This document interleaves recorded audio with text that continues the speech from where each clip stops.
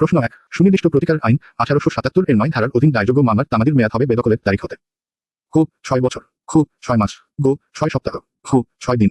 সঠিক উত্তর খ 6 মাস। প্রশ্ন 2 লিমিটেশন আইন 1908 এর কোন কিছুই প্রযোজ্য হবে না? খ চুক্তি আইন 1872 এর 25 ধারার ক্ষেত্রে খ সিভিল প্রসিডিউর কোডের 114 ধারার ক্ষেত্রে গ সিভিল প্রসিডিউর কোডের 107 ধারার ক্ষেত্রে খ সিভিল প্রসিডিউর কোডের 115(2) ধারার ক্ষেত্রে। সঠিক উত্তর ক চুক্তি আইন 1872 এর 25 ধারা। প্রশ্ন 3 কোন ব্যক্তি সূর্যাস্তের পরে ও সূর্যোদয়ের পূর্বে শীত কেটে বা দরজা জানালা ভেঙে গৃহে প্রবেশ করলে সে ব্যক্তির অপরাধ হবে? ক গৃহে অনধিকার প্রবেশ খ রাত্রিকালে গৃহে শীত কেটে বা দরজা জানালা ভেঙে অনধিকার প্রবেশ গ সঙ্গোপনে গৃহে অনধিকার প্রবেশ খ শীত কেটে বা দরজা জানালা ভেঙে গৃহে প্রবেশ। সঠিক উত্তর খ রাত্রিকালে গৃহে শীত কেটে বা দরজা জানালা ভেঙে অনধিকার প্রবেশ। প্রশ্ন 4 এক্স অন্যায়ভাবে ওয়াই এর ক্ষতিসাধনের উদ্দেশ্যে ইচ্ছাপূর্বক ওয়াই এর একটি আংটি নদীতে নিক্ষেপ করে। এক্স এর কৃত অপরাধ হল ক চুরি খ অর্থ আত্মসাৎ গ ক্ষতি খ জোরপূর্বক সম্পত্তি আদায়। সঠিক উত্তর গ ক্ষতি। প্রশ্ন 5 এক্স নিজেকে মৃত হিসেবে পরিচয় দিয়ে প্রতারণা করে। এক্স এর কি অপরাধ হল ক ক্ষতি খ প্রতারণা গ প্রবঞ্চনা খ ছদ্মবেশে প্রবঞ্চনা। সঠিক উত্তর খ ছদ্মবেশে প্রবঞ্চনা। প্রশ্ন 6 প্রতিটি দস্যুতায় রয়েছে ক চুরি এবং জোরপূর্বক সম্পত্তি আদায় খ জোরপূর্বক সম্পত্তি আদায় এবং চুরি গ চুরি অথবা জোরপূর্বক সম্পত্তি আদায় খ ডাকাতি এবং চুরি। সঠিক উত্তর গ চুরি অথবা জোরপূর্বক সম্পত্তি আদায়। প্রশ্ন 7 ডাকাতির সাথে খুনের অপরাধের সর্বোচ্চ সাজা কি? খ মৃত্যুদণ্ড খ যাবজ্জীবন কারাদণ্ড গ 10 বছরের সশ্রম কারাদণ্ড খ কোন অপরাধ হয় নাই? সঠিক উত্তর ক মৃত্যুদণ্ড।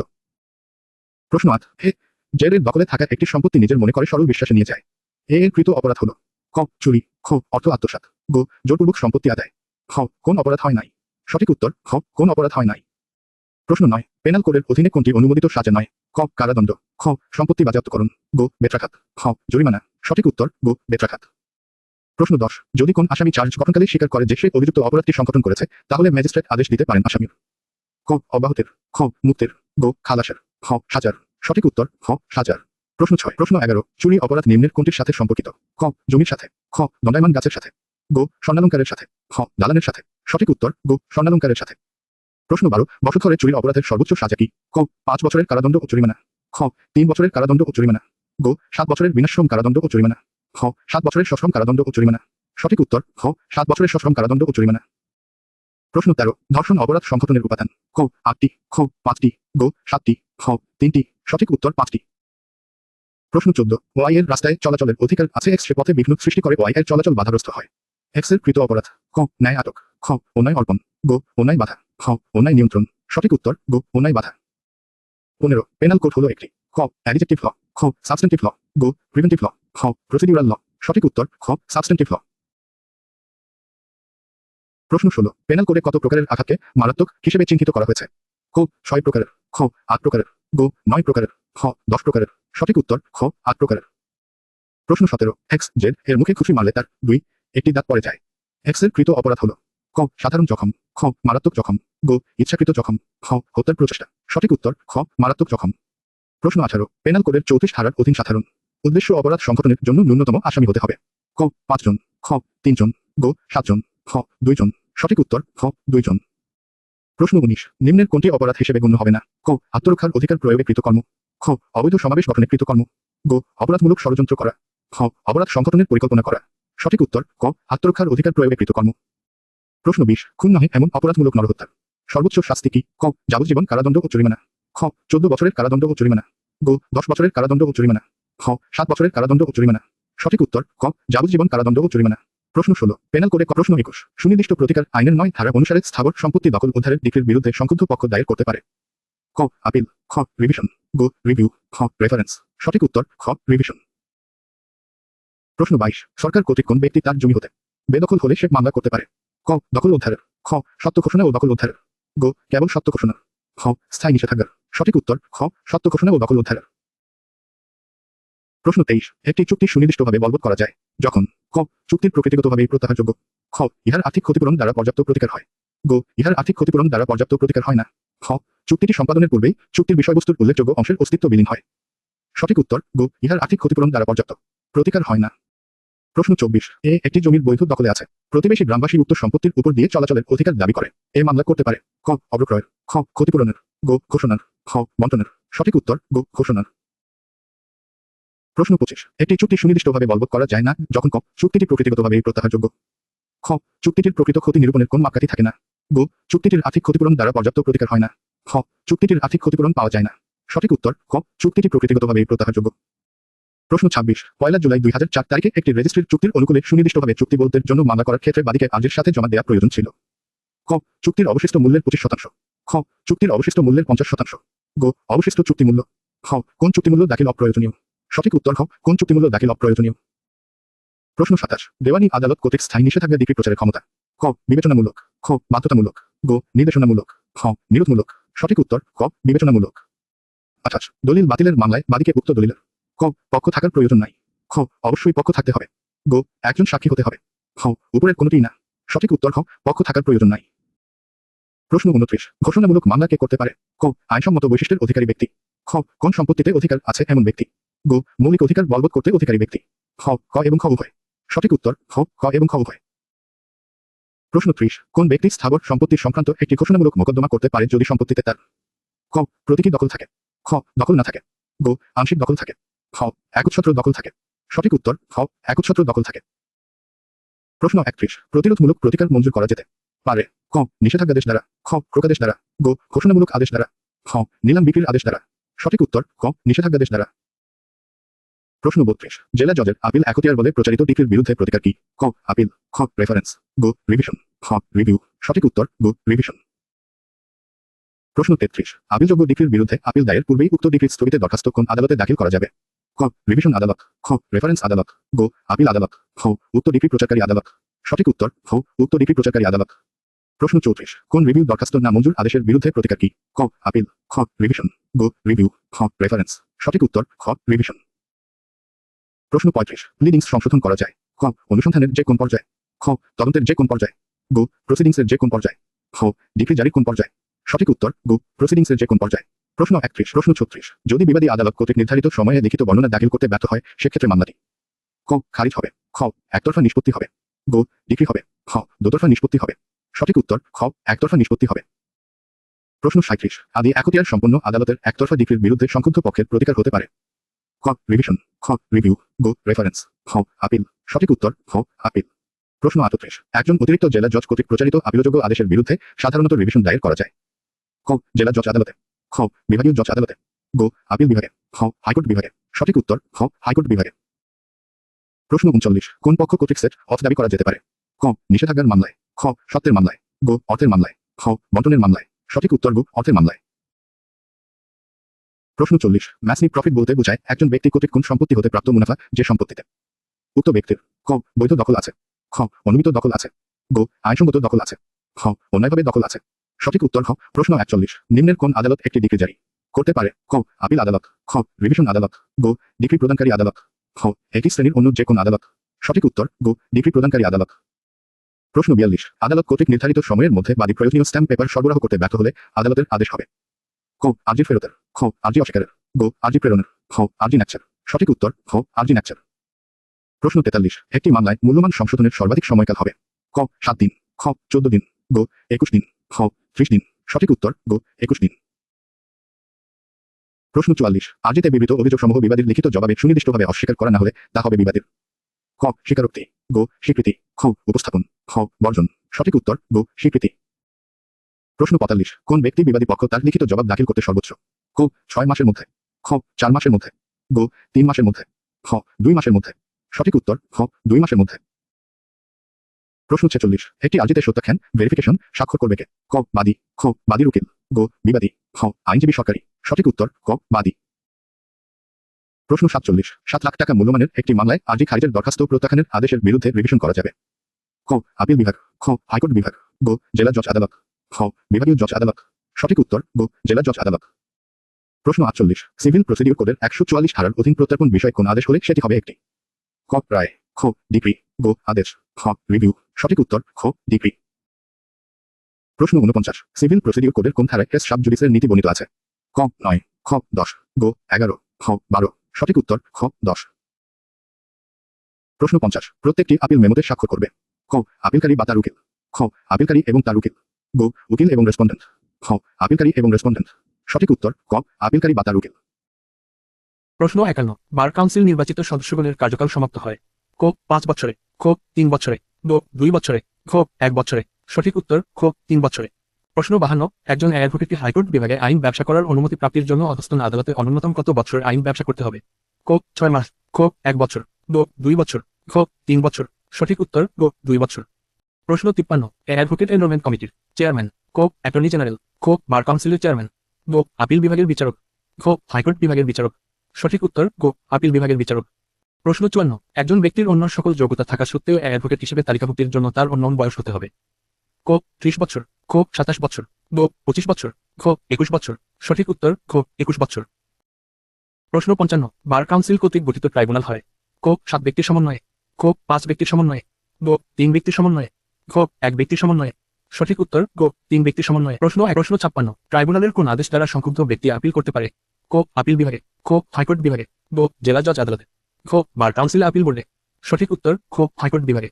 প্রশ্ন 57 বার কাউন্সিল কর্তৃক বিধি প্রণয়নের ক্ষেত্রে পূর্ণ অনুমোদন লাগবে? ক রাষ্ট্রপতির, খ প্রধান বিচারপতির, গ বার কাউন্সিলের চেয়ারম্যানের, খ সরকারের। সঠিক উত্তর খ সরকারের।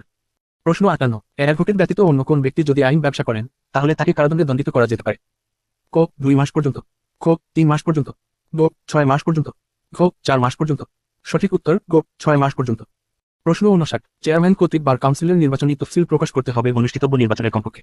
ক 15 দিন পূর্বে, খ 30 দিন পূর্বে, গ 45 দিন পূর্বে, খ 7 দিন পূর্বে। সঠিক উত্তর গ 45 দিন পূর্বে। প্রশ্ন 60 বার কাউন্সিলের মেয়াদ শুরুর তারিখ থেকে হিসাব করে প্রথম সভা অনুষ্ঠিত হবে? ক 6 মাসের মধ্যে, খ 3 মাসের মধ্যে, গ 2 মাসের মধ্যে, খ 1 মাসের মধ্যে। সঠিক উত্তর খ 1 মাসের মধ্যে। প্রশ্ন 56 প্রশ্ন 61 বার কাউন্সিলে কোন অ্যাডভোকেটের বিরুদ্ধে দাখিলকৃত অভিযোগপত্রের সাথে প্রদত্ত ফি এর পরিমাণ হবে? ক 100 টাকা, খ 500 টাকা, গ 1000 টাকা, খ 2000 টাকা। সঠিক উত্তর গ প্রশ্ন 62 কোন অ্যাডভোকেট বার কাউন্সিলের অনুমতি ব্যতীত শিক্ষানবিশ নিতে পারবেন? ক 2 জনের বেশি নয়, খ 3 জনের বেশি নয়, গ 4 জনের বেশি নয়, খ 5 জনের বেশি নয়। সঠিক উত্তর গ 4 জনের বেশি নয়। প্রশ্ন 63 যদি কোন প্রার্থী তালিকাভুক্তির দরখাস্তে ইচ্ছাকৃতভাবে মিথ্যা তথ্য প্রদান করে তিনি তালিকাভুক্তির অযোগ্য হবেন? ক 3 বছরের জন্য, খ 5 বছরের জন্য, গ 6 বছরের জন্য, খ 1 বছরের জন্য। সঠিক উত্তর খ 5 বছরের জন্য। প্রশ্ন 64 কোন মামলায় যে কোন পক্ষে একের অধিক অ্যাডভোকেট নিযুক্ত থাকলে মামলা পরিচালনার অধিকার থাকবে? ক অ্যাডভোকেট যিনি সর্বপ্রথম নিযুক্ত, খ অ্যাডভোকেট যিনি পক্ষ কর্তৃক মনোনীত, গ নিযুক্তি অ্যাডভোকেটদের মধ্যে যিনি সিনিয়র, খ নিযুক্তি অ্যাডভোকেটদের মধ্যে যে কোন একজন। সঠিক উত্তর গ নিযুক্তি অ্যাডভোকেটদের মধ্যে যিনি। প্রশ্ন 65 আদালত কর্ম সময়ের পর যে কোন জরুরি বিরোধীয় বিষয় সম্পর্কে সংশ্লিষ্ট আদালতের বিচারকের সাথে একজন নিযুক্তি অ্যাডভোকেটের যোগাযোগ করার উপযুক্ত পন্থা হল? ক বিচারকের সরকারি খাসকামরায় দেখা করা, খ প্রতিপক্ষের অ্যাডভোকেটের সাথে নিয়ে বিচারকের সাথে দেখা করা, গ স্থানীয় বারের সভাপতিকে সাথে নিয়ে বিচারকের সাথে দেখা করা, খ এই ধরনের যোগাযোগ করা হতে বিরত থাকা। সঠিক উত্তর খ এই ধরনের যোগাযোগ করা হতে বিরত থাকা। প্রশ্ন 66 একজন অ্যাডভোকেটের মামলা পরিচালনার দায়িত্ব অন্য কোন অ্যাডভোকেটকে অর্পণ করবে যদি তাকে মক্কেলের পক্ষে সাক্ষ্য প্রদান করতে হয়?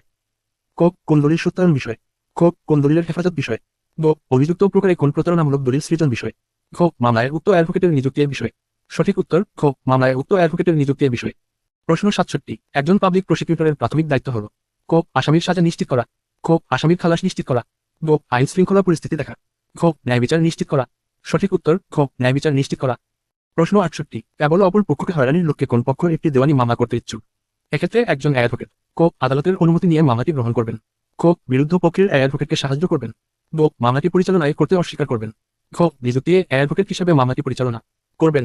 সঠিক উত্তর গ মামলাটি পরিচালনায় করতে অস্বীকার করবেন। প্রশ্ন 69 একটি সম্পত্তির নিলাম বিক্রয়ের কার্যক্রমে একজন অ্যাডভোকেট কোন পক্ষকে প্রতিনিধিত্ব করলে তিনি? ক সম্পত্তিটি নিজে ক্রয় করতে পারবেন, খ সম্পত্তিটি বেনামিতে ক্রয় করতে পারবেন, গ পারিতোষিকের পরিবর্তে সম্পত্তিটি ক্রয় করতে পারবেন, খ সম্পত্তিটি বা তার কোন অংশ কোনোভাবে ক্রয় করতে পারবেন না। সঠিক উত্তর খ সম্পত্তিটি বা তার কোন অংশ কোনোভাবে ক্রয় করতে পারবেন না।